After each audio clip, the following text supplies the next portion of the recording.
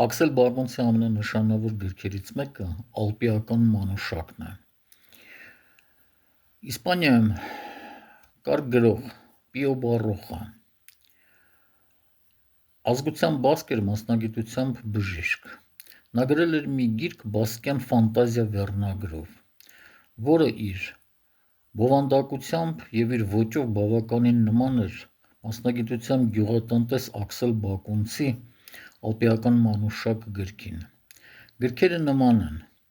բայց ճակատագրերը այդ գրողների բավականին տարբեր են։ Աքսել Բակունցին գնդակահարեցին, 40-ը դեռ չբոլորած և նույնիսկ գերեզման չունեցավ։ Պիո Բարոխան մահացավ իր անկողնում 84 տարեկան հասակում։